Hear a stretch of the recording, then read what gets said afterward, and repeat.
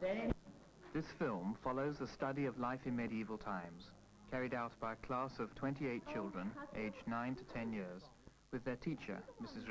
from the Joseph Tritton Junior School in Battersea. Elliot prepared for the study in association with the schools service of the London Museum. One of the museum schools officers, Elizabeth Newbury, helped Mrs. Elliot in her preparation of work cards. It was in this way that the children's classroom work could be supported by visits to the museum. Further support came when the children visited the medieval church at Cobham in Kent.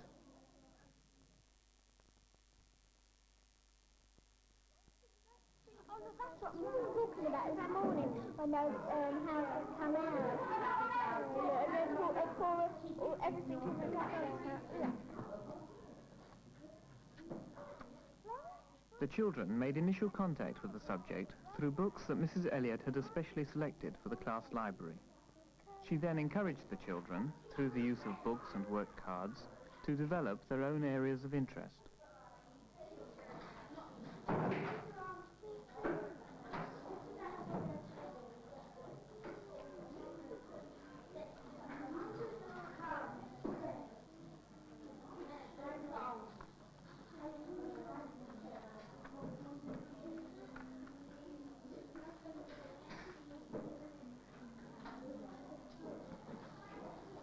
Can you get out your folders, please, and carry on with your work about medieval times?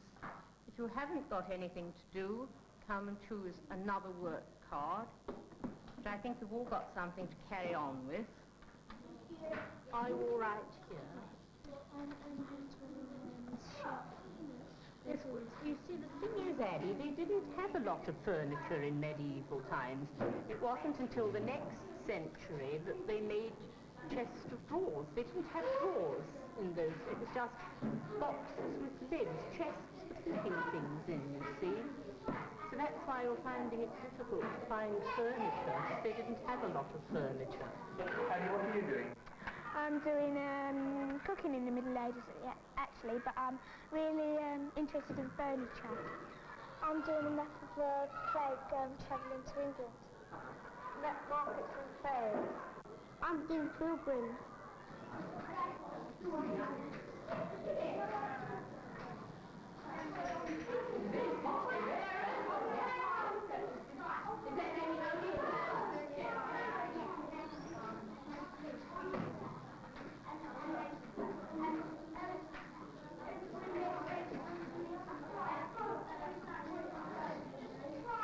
John, do you like it? Yeah. Do you like mine? Yeah. It looks like fall in the garden. But you do.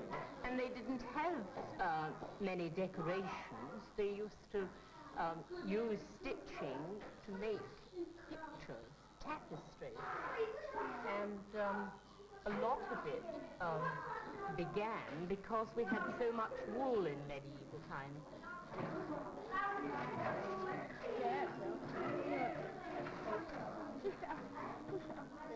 Why?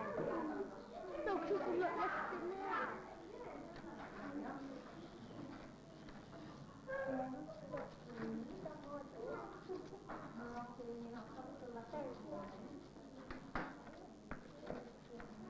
The miller was a chap of 16 stone, a great stout fellow, big in brawn and bone. He did well out of them, for he could go and win the ram at any wrestling show. Broad, knotty, and short-shouldered, he would boast he could heave any door off hinge and post, or take a run, break it with his head.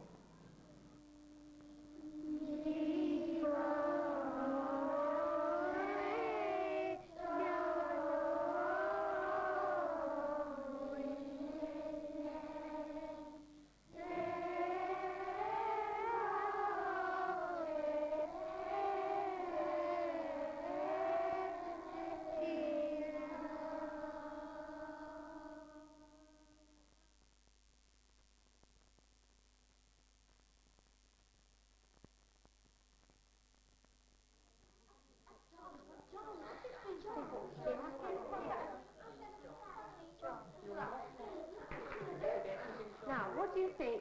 What, for instance, would you take today if you went on a journey and wanted a drink? A bag, and what would you need? A container, what do we call a container for, say, hot liquids today? A flask, a thermos flask. Now, they didn't have thermos flasks then, of course, so they had to take this. It's little. Do you think it's little? How did they undo it? Well, they didn't need to undo it. How did they fill it full of water? That's what you meant, isn't it? How did they fill it full of water? No, they didn't have a tube. They just put it in a great barrel of beer and brought it up like that, and it filled full of beer. You don't like beer? All right. Now, can you think why children would have to drink beer? Why didn't everyone drink water? It didn't have poison. Sorry? It didn't have a taste. It didn't have a taste. Well, it had a very horrible taste. Because do you know where they got that water from? The stream. Well, they even got their water from the River Thames. Can you imagine what it'd be like to drink water from the River Thames?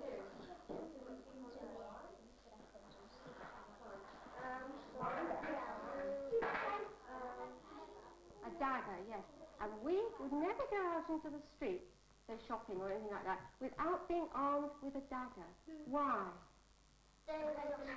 Because it was so dangerous people might attack you. What sort of people would attack you? Drunk people. Drunk people, yes. What else? Who else? Who else? What would they be attacking you for, do you think? Money. For your money.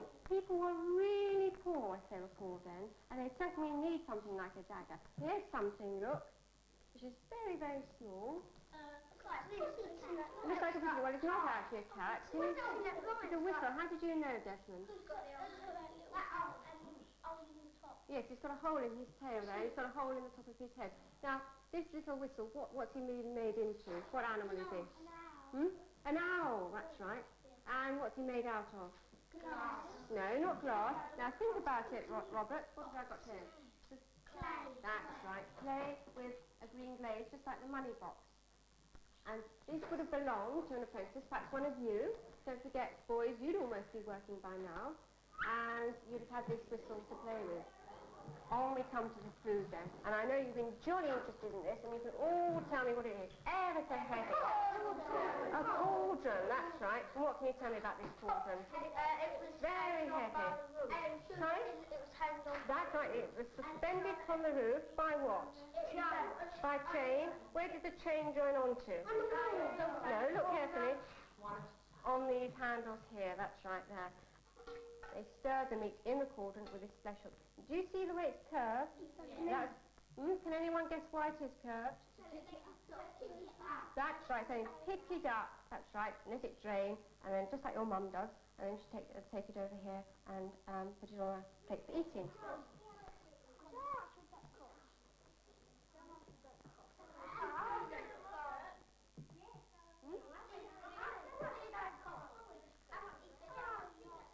How much did it cost? What, then? What, to buy then? Not very much money then. Where? They would have had this made by blacksmiths, you see.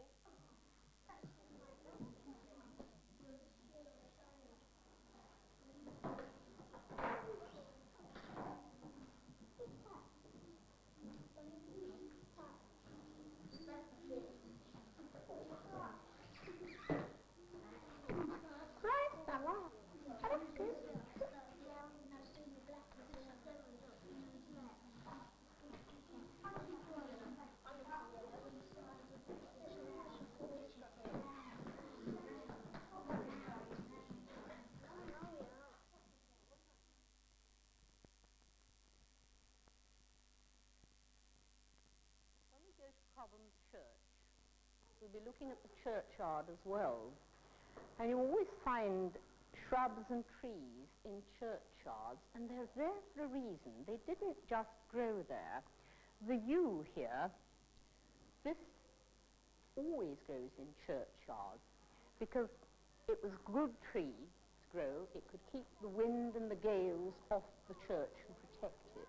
And the farmers wouldn't let their beasts go onto the churchyard, not just because it was sacred ground, but because the yew trees there are poisonous. The berries are very poisonous, and if the cattle ate them, you see, they would die.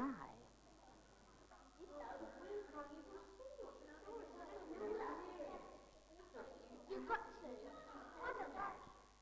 Never do I. But we do it. Go over there. Well, I'm not asking you to run it. I'm not asking you to run it down. Just asking you to sit there. All right?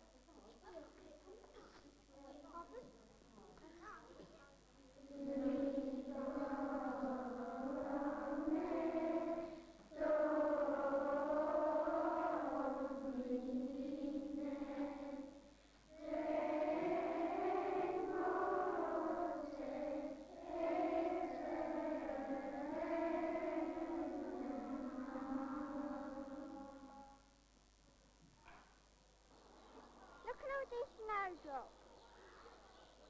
Oh, aren't they lovely? They really are. No, Alison, I don't think they are buttercup. These are aconite. And I think What do you like most here? The belfry and stained glass windows and the effigies. The gargoyles.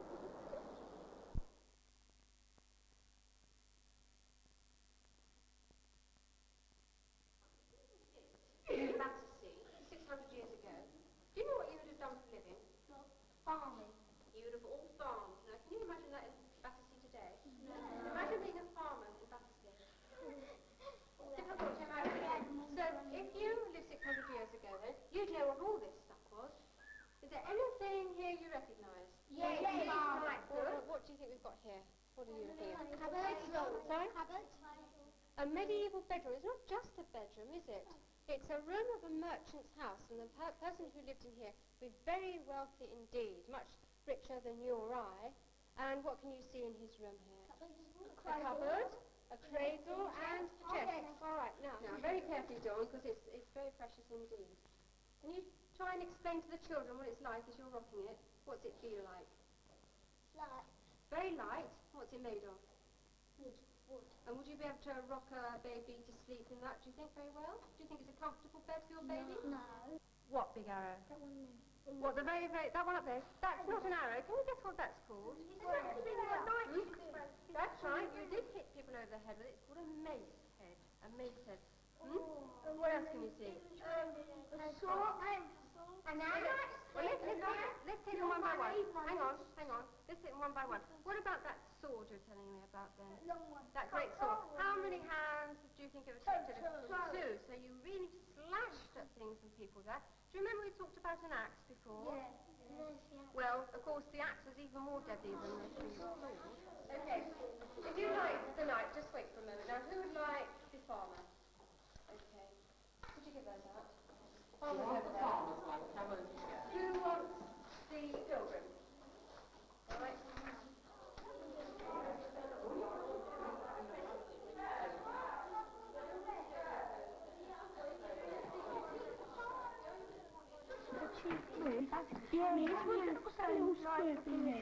It is a lead badge in a stone mould. They've made the mould and carved it.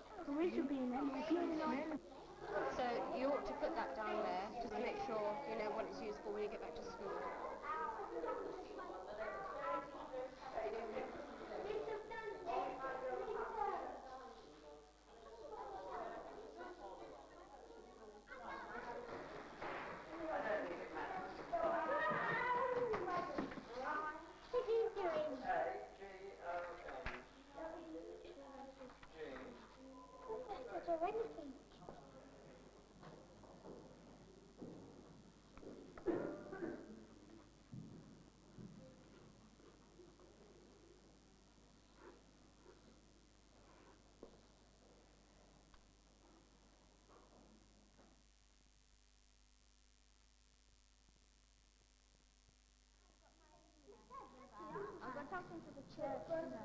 Yes, our barn. Yes. That's what I've got. And you've got your markets and fairs together. Yeah. Yes. Have you got your worksheets from the museum? Yes. Right. One day we want to get something to book, don't we? And I think we should start now. And you want a blue one? Oh, but it's got a blue one. The poor people farmed and growed and kept chickens, while the rich people just waited for their taxes. When the poor people earned their money and they had their wages, the rich people came to take their taxes, and the poor people were only left with a little bit of money. That's why Wat Tyler went against the rich people. And then when he went to see King Richard II with Jack Straw, he was pulled off his horse and stabbed to death. Knights and nobles only got about £15 a year if they came out alive. They had to respect the women.